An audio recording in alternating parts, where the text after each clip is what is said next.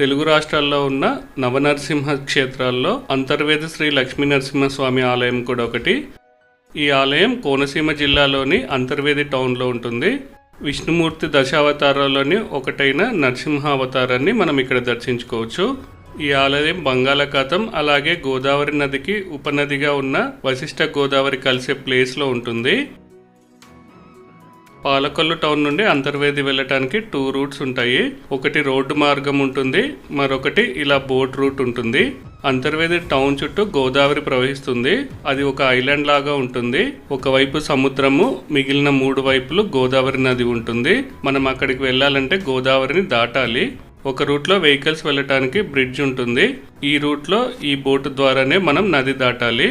ఈ బోట్ రూట్లో అయితే డిస్టెన్స్ తక్కువ ఉంటుందని చెప్తే మేము ఇలా వచ్చాము.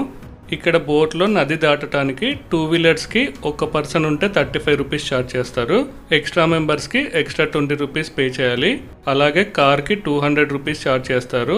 ఈ 200 రూపీస్కి ఒక్కరికి మాత్రమే ఫ్రీగా అలో చేస్తారు. తర్వాత కార్లో ఎక్స్ట్రా ఎంతమంది ఉంటే అన్ని 20 రూపీస్లు పే చేయాలి.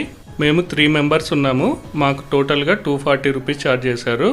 నాకైతే చాలా ఎక్కువ ఛార్జ్ చేస్తున్నారు అనిపించింది. మీరు బోట్లో నది దాటడాన్ని ఎక్స్పీరియన్స్ చేయాలి అనుకుంటేనే ఈ రూట్లో రండి, లేదంటే రోడ్డు మార్గమే మంచి ఆప్షన్. మేము రిటర్న్లో అయితే రోడ్డు మార్గంలోనే వెళ్ళాము. బోట్స్ అయితే 15 మినిట్స్కి ఒకటి ఉంటాయి. నది క్రాస్ చేయడానికి 5 మినిట్స్ పడుతుంది.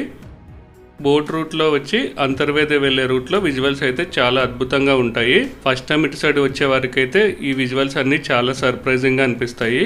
ఎక్కడ చూసినా కొబ్బరి చెట్లే.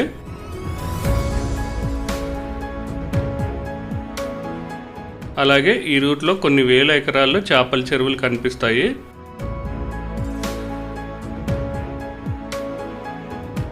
అక్కడ కనిపిస్తున్నదే శ్రీ లక్ష్మీ నరసింహస్వామి ఆలయము. మేము వెళ్లే ముందు రోజే స్వామివారి కళ్యాణ ఉత్సవాలు అయిపోయాయి. అందుకే ఆలయం మొత్తం లైటింగ్ సెటప్ ఉంది. ఇది ఆలయం సౌత్ గోపురం. ఇటు నుండి లోపలికి వెళ్ళటానికి అలో లేదు. ఆలయం లోపలికి మనము వెస్ట్ గోపురం సైడ్ నుండి ఎంటర్ అవ్వాలి. ఈ సౌత్ గోపురం సైడే పార్కింగ్ ఏరియా ఉంటుంది. 2 వీలర్స్ 4 వీలర్స్ అన్ని ఇక్కడే పార్క్ చేయాలి. ఇదే వెస్ట్ గోపురం. 5 అంతస్తులుగా ఉంటుంది. చూస్తున్నారు కదా, లైటింగ్ కోసం అనేసి మొత్తం కర్రలు కట్టారు. అందుకే మనం గోపురం పైన ఉన్న శిల్పాలను క్లియర్గా చూడలేము. ఈ ఆలయంలో ప్రతి సంవత్సరం ఫిబ్రవరి నెలలో స్వామివారి కళ్యాణ ఉత్సవాలు జరుగుతాయి. అప్పుడు కొన్ని వేల మంది భక్తులు ఇక్కడికి వస్తుంటారు. చెప్పల్ స్టాండ్స్, పూజా సామాగ్రి షాప్స్ ఇటు సైడ్ ఉంటాయి.